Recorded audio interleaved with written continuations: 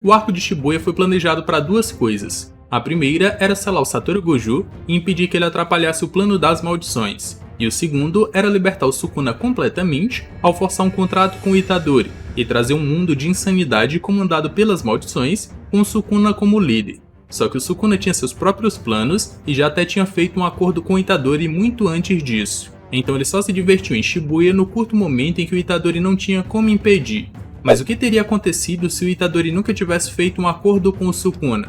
O Rei das Maldições seria obrigado a colocar seu plano em prática com Megumi antes do previsto? Isso seria o fim dos feiticeiros em Shibuya? É isso que nós vamos ver nesse vídeo. Eu sou o Lucas e você está no canal Histórias OP. Mas aqui no canal a gente já tem um conteúdo muito diversificado sobre Jujutsu Kaisen que eu acredito que vocês vão gostar. Para assistir, é só assistir esse vídeo até o final que lá eu te relembro e você vai poder assistir. Por enquanto, já deixa aquele like, se inscreve no canal se ainda não for inscrito e agora bora pro vídeo. Acordo entre Sukuna e Itadori.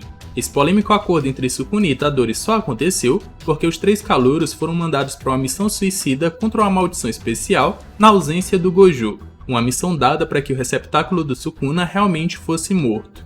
O que fez o Itadori ser obrigado a recorrer ao Sukuna para vencer essa maldição depois da fuga dos seus amigos. O que resultou no Itadori não mais conseguir tomar o controle de volta e o que abriu brechas para que o Sukuna fosse até o Megumi atrás de matar os companheiros do Itadori como compensação por ter sido usado. Para o Itadori não ter qualquer chance de tomar o controle do corpo de volta, o Sukuna arranca seu coração e ainda come mais um dos seus dedos só para garantir. Após isso ele vai com tudo para cima do Megumi. Mas só para descobrir algo interessante no meio da batalha entre eles, o que fez o Rei das Maldições hesitar em matar o Megumi para algum plano no futuro. Após isso, o Itadori retoma o controle do corpo mesmo sabendo que iria morrer sem seu coração. Ele se despede do Megumi e dos outros, então teoricamente morre. No seu interior, o Itadori encontra com o Sukuna no seu domínio, então os dois começam uma batalha frenética sem nenhum motivo aparente, só o fato de que eles não se gostam nem um pouco. Mas o Sukuna propõe um acordo para salvar o Itadori, já que viu algo interessante no Megumi. Sua proposta é que quando ele disser submeta-se, o Itadori será obrigado a dar o controle ao Sukuna por 1 minuto, e que após aceitar, ele vai esquecer que fez esse acordo. Mas quando o Itadori nega, ele coloca mais uma condição, não machucar e matar ninguém nesse 1 minuto. Mesmo com tudo isso, o Itadori não aceita, já que foi o próprio Sukuna quem o matou. Então, usando o calor do momento a seu favor, o Sukuna propõe um duelo. Quem vencer terá suas condições aceitas, tanto seu pacto com o Itadori se ele vencer, quanto trazer o Itadori de volta sem condição alguma se ele vencer. Mas quando o Itadori aceita, aí já era tarde demais. A partir desse ponto, o Sukuna já tinha seu contrato estabelecido com o Itadori e poderia tomar o controle do seu corpo por 1 minuto sem poder matar ou machucar ninguém. Só que em Shibuya, ele toma o controle do corpo do Itadori e mata inúmeras pessoas de maneiras terríveis. Mas isso só foi possível porque o controle foi cedido a ele, e não ele que ordenou o Itadori a se submeter. Tudo isso porque o Itadori não aguentou o poder de comer 10 dedos seguidos, então Sukuna foi libertado sem nenhuma restrição. Como resultado disso, ele acabou massacrando inúmeras pessoas em Shibuya, sem acordo. A gente pode pensar em inúmeros fatores para esse acordo entre Sukuna e Itadori nunca ter acontecido. O primeiro é o Satoru Gojo não ter viajado e ter ido ele mesmo exorcizar a maldição de classe especial. Ou então outro feiticeiro ter ido no lugar dos alunos do primeiro ano.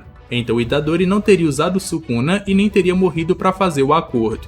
Mas o que mais pesou para que o Itadori perdesse o controle do corpo para o Sukuna e fosse obrigado a fazer um acordo com ele foram 3 pontos. O primeiro foi seu estado de espírito fraco. Durante sua batalha contra a maldição de classe especial, o Itadori se arrependeu de ter se tornado um xamã e até chorou quando a morte bateu à sua porta.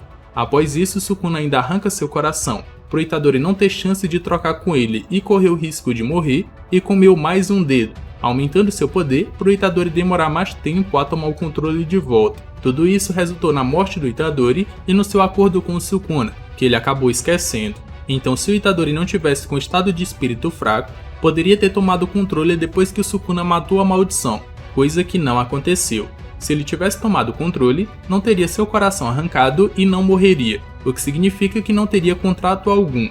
Ou até podemos pensar que, mesmo morto, ele nunca cedesse às provocações do Sukuna e só aceitasse sua morte sem lutar. Isso obrigaria o Sukuna a restaurar o seu corpo, afinal de contas ele nunca teria outro receptáculo como o Itadori para recuperar todo o seu poder. E se você não quiser ser amaldiçoado pelo Sukuna, já deixa aquele like e se inscreve no canal se ainda não for inscrito. Como eu falei, a gente tem vários outros vídeos de Jujutsu Kaisen que eu acredito que vocês vão gostar. Para assistir eu vou deixar a playlist completa aqui no card para vocês. O que aconteceria? Mesmo se um contrato entre Sukuna e Itadori, os eventos em Shibuya ainda assim fariam com que o Itadori consumisse 10 dedos de uma só vez e o Sukuna seria libertado. Então ele ainda assim lutaria e humilharia o Jogo e também sentiria a invocação do Mahoraga pelo Megumi. Ainda chegaria a tempo de parar o ritual, lançaria sua expansão de domínio em 140 metros de extensão acima da superfície e mataria milhares de pessoas. Após isso, ele ainda exterminaria o Mahoraga e salvaria o Megumi. Mas diferente da história atual, essa seria uma ótima chance do Sukuna se libertar da prisão que é o Itadori e ir para o Megumi, já que nessa história paralela não teria um contrato para ele usar em um momento oportuno. Esse momento em particular é um momento em que o Megumi estivesse no limite do seu estresse ao perder alguém importante para ele. Só nesse momento o Sukuna poderia tomar o seu corpo sem nenhum risco dele se tornar uma prisão ao invés de um receptáculo, como que realmente aconteceu depois que a Yorozu tomou conta do corpo da irmã do Megumi, e ele acabou se perdendo completamente. Então Sukuna aproveitou esse momento para tomar o seu corpo, mas esse momento oportuno só foi possível mediante um acordo entre Sukuna e Itadori. Sem ele, o Sukuna teria que apelar em trocar o corpo aqui em Shibuya. Esse seria o melhor momento para ele se livrar da prisão que é o Itadori, agora que não tem mais o acordo entre eles, e já tendo a força de 15 dedos ao todo, como aconteceu no arco de Shibuya. O que aconteceria depois disso é um Sukuna concentrando toda a sua força em um dedo, arrancando ele e fazendo o legume comer, assim como aconteceu no mangá. Então Itadori iria acordar e encontrar um Sukuna no corpo do Megumi no meio da loucura que é o arco de Shibuya. Terrível fim. Com Sukuna com 15 dedos no corpo do Megumi livre no arco de Shibuya, a gente poderia pensar que seria o fim para todos os feiticeiros. Afinal de contas, nesse momento ainda restaria o Kenjaku, Mahito e agora o Sukuna livres em Shibuya para serem derrotados. Olhando para esse cenário e vendo que a força dos feiticeiros não conseguiria nem chegar perto do suficiente para vencer, esse definitivamente seria o fim dos feiticeiros. Mas ainda tem algumas cartas da manga para serem utilizadas. Cenário 1, bom, Sukuna vs Itadori ainda assim aconteceria. Essa luta também já tá aqui no canal se você quiser assistir, o link vai estar no card aqui em cima para vocês. Mas assim como o Megumi estava limitando a liberação de energia no corpo no momento que eles lutaram, aqui ele limitaria ainda mais, porque diferente da outra vez, seu espírito não estaria quebrado, mas só seu corpo estava no limite. Então o Itadori até poderia ter uma chance de subjugar o Sukuna, mas ele logo teria que recuar por não conseguir controlar o corpo completamente. A gente até pode pensar que esse seria o fim da participação do Sukuna nesse arco, já que ele sabe muito bem dos planos do Kenjaku e não poderia atrapalhar mais. Após isso, Itadori ainda teria que lutar contra o Mahito e fazer ele evoluir ao máximo até o momento do Kenjaku absorver ele, e no final ainda usaria a mutação ociosa para despertar inúmeros xamãs para o jogo do abate. Mas esse seria só o cenário bom de toda essa situação. Isso se o anime não fosse chamado de Jujutsu Kaisen, já que um arco não pode terminar sem uma tragédia como geralmente acontece. Cenário 2, fim dos feiticeiros. Como rei das maldições que não curva a cabeça pra ninguém, o Sukuna poderia só não se importar com os planos do Kenjaku e ainda assim fazer uma baguncinha antes de ir embora. Mas como o legume está limitando sua liberação de energia contra seus amigos, ele poderia só ir atrás de outros feiticeiros, ou matar eles sem usar energia amaldiçoada. Mas como eu falei, os feiticeiros ainda têm uma carta na manga que nesse caso é a Yuki Tsukumo.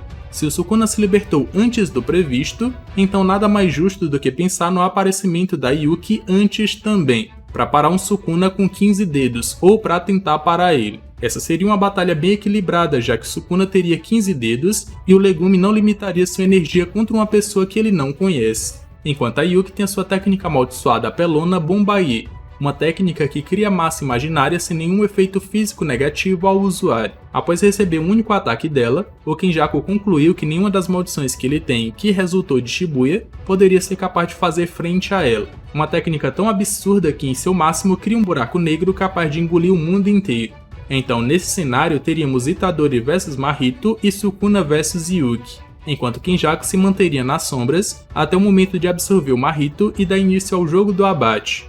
O resultado desse evento poderia ser catastrófico, com a Yuki sendo derrotada pelo Sukuna mas tendo que apelar para usar sua técnica máxima e criar um buraco negro que engoliria Shibuya inteiro, matando não só o Sukuna como inúmeros feiticeiros e não xamãs. Tudo isso para acabar com o mal, que é o rei das maldições. Mas o Sukuna não morreria. Ele poderia se esquivar disso entrando nas sombras, utilizando ali a técnica amaldiçoada do Megumi, mas no final ele não morreria. Só que o resultado de tudo isso poderia ser uma catástrofe muito maior do que aconteceu em Shibuya, com inúmeros outros feiticeiros sendo mortos não conseguindo se esquivar desse poder, ou dessa técnica máxima. Então teríamos muito poucos feiticeiros para lutar contra Kenjaku e Sukuna. Então seria muito pior para o mundo de Jujutsu Kaisen. Mas agora chegou a sua vez de participar desse vídeo. Já comenta aqui embaixo o que você achou desse final diferente para o arco de Shibuya e o que você mudaria. Comenta aqui embaixo que eu vou estar vendo e vou estar dando coraçãozinho pra vocês. Como eu falei aqui no canal, a gente já tem vários vídeos de Jujutsu Kaisen que eu acredito que vocês vão gostar. Para assistir, eles vão estar aparecendo aqui na tela final. Já deixa aquele like, se inscreve no canal se ainda não for inscrito. Eu me despeço por aqui, um abraço e valeu!